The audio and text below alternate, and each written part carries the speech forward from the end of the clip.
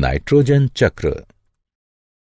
हमारे वायुमंडल का 78% भाग नाइट्रोजन गैस बनाती है तथा यह गैस जीवन के लिए आवश्यक अनेक अणुओं जैसे प्रोटीन, न्यूक्लियक अम्ल यानी डीएनए और आरएनए तथा कुछ विटामिनों का भाग है।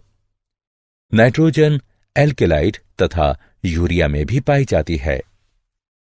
नाइट्रोजन सभी जीव रूपों के लिए एक आवश्यक पोषक है। यद्यपि कुछ प्रकार के जीवाणु यानी बैक्टीरिया को छोड़कर दूसरे जीव रूप निष्क्रिय नाइट्रोजन परमाणुओं को नाइट्रेट्स तथा नाइट्राइट्स जैसे दूसरे आवश्यक अणुओं में बदलने में सक्षम नहीं हैं।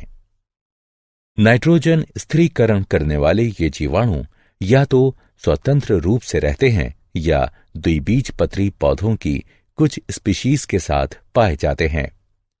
साधारणतः ये नाइट्रोजन को स्थिर करने वाले जीवाणु फलीदार पौधों की जड़ों में एक विशेष प्रकार की संरचना यानी मूल ग्रंथिका में पाए जाते हैं।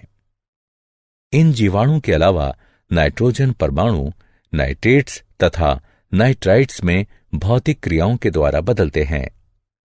बिजली चमकने के समय वायु में पैदा हुआ उच्च ताप तथा दाब नाइट्रोजन को नाइट्रोजन के ऑक्साइड में बदल देता है।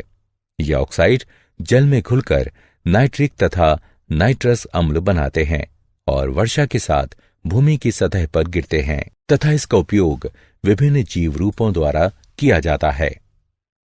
सामान्यतः पौधे नाइट्रेट्स तथा नाइट्राइट्स को ग्रहण करते हैं तथा उन्हें अमीनो अम्ल में बदल देते हैं, जिनका उपयोग प्रोटीन बनाने में होता है।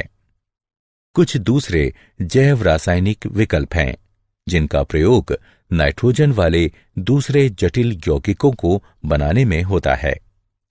ये प्रोटीन और अन्य जटिल यौगिक जंतुओं द्वारा खपत की जाती है। जब जंतु या पौधों की मृत्यु हो जाती है तो मिट्टी में मौजूद अन्य जीवाणु विभिन्न यौगिकों में स्थित नाइट्रोजन को नाइट्रेट्स तथा नाइट्राइट्स में बदल देते हैं। अन्य तरह के बैक्टीरिया इन नाइट्रेट्स तथा नाइट्राइट्स को नाइट्रोजन तत्व में बदल देते हैं।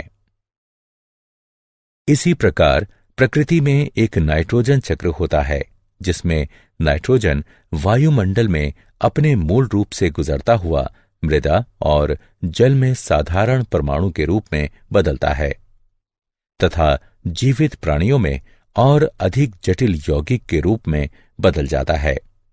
फिर यह साधारण परमाणु के रूप में वायुमंडल में वापस आ जाता है।